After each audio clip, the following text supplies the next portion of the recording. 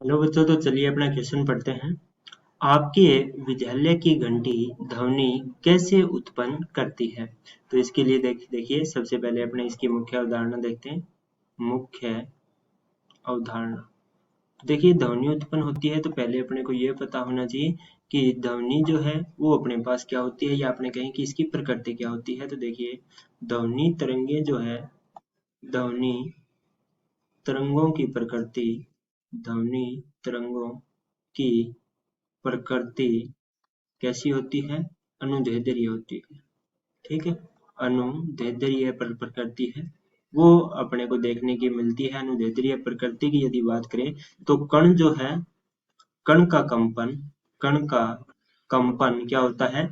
तरंग के समान होता है। कण का जो कंपन है वो तरंग की दिशा में होता है। ठीक है, तरंग की क्या रहता है? दिशा में होता है, तरंग की दिशा में होता है। ठीक है, इसे अपने अनुदैर्ध्य बोलते हैं। तो अपनी जो ध्वनि तरंगे हैं वो एक प्रकार से क्या है? अनुदैर्ध्य प्रकृति की होती है। अब देखिए, विद्यालय की घंटी से ध्वनि कैसे उत्पन्न होती है। तो अपने जानते हैं कि देखिए, जैसे ही मान लेते हैं कि ये अपने पास घंटी, अपने विद्यालय की घंटी है। ठीक है, ये अपने पास घंटी है। अब इसके ऊपर अपने क्या है, किसी हथौड़े से जब वार करते हैं, ठीक है, ये अपने पास हथौड़ा है जिससे अपने इसके ऊपर मारते हैं। तो जैसे ही मारते हैं तो ये क्या होएगी, देखिए आगे पीछे दोलन करती है। ठीक है, इसे अपने क्या बोलते हैं? कंपन बोलते हैं। एक बार ये यहाँ से देखिए पीछे की ओर जाएगी, और जितनी पीछे की ओर जाएगी उतनी ये आगे की ओर भी जाती है।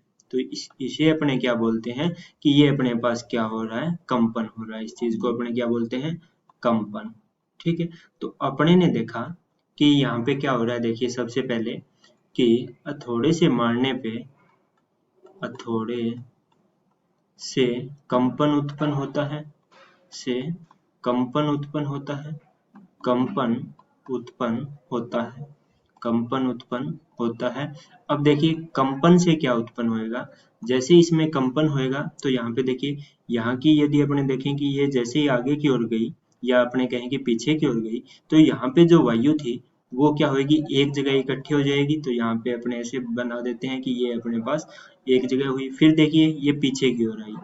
ठीक है, पीछे की ओर आई तो यहाँ इस पॉइंट की अपने बात कर रहे हैं। तो यहाँ पे क्या हुआ कि जो वायु के कण थे वो थोड़े दूर दूर हो जाएंगे, दाब यहाँ पे क्या हो जाएगा? कम हो जाएगा।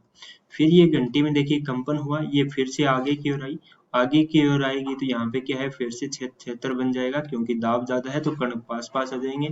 फिर एक बार कण दूर दूर जाएंगे। कंपन में यही तो अपने को देखने को मिल रहा है। तो यहाँ पे देखिए अपने पास दो क्षेत्र बन रहे हैं। एक क्षेत्र ऐसा बन रहा है जो कि इकट्ठा हो रहा है, जिसे अपने संपीड़न बोल रहे हैं। और जब कण दूर दूर हो जाते हैं तो इस क्षेत्र को अपने विरलन बोलते हैं। ठीक है, तो संपीड़न और विरलन जब मिलते हैं तो क्या बनती है? तरंग बनती है। क्या बनती है?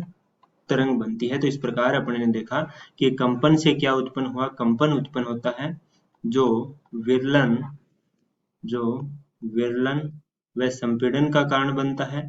विरलन व संपीड़न उत्पन्न करता है। ऐसे भी बोल सकते हैं, विरलन व संपीड़न उत्पन्न करता है, उत्पन्न होता है या उत्पन्न करता है।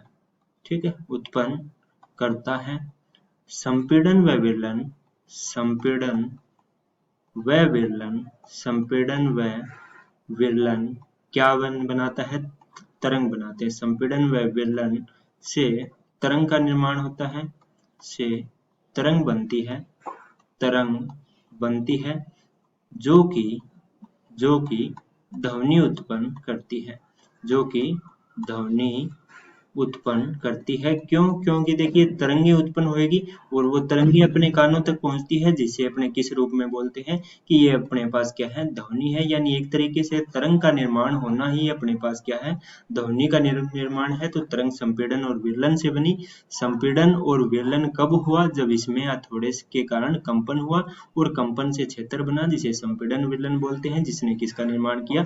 तरंग का निर्माण किया। और तरंगे हैं वो एक स्थान से दूसरे स्थान तक पहुंचती है, जिसके कारण क्या है? ध्वनि है वो उत्पन्न होती है। तो इस प्रकार अपने ने देखा कि जैसे ही हथौड़े से अपने वार करते हैं तो कंपन उत्पन्न होता है, और इस कंपन के कारण उत्पन्न विरलन व संपीड़न तरंग का निर्माण करता है, जिसे अपने क्या बोलते हैं?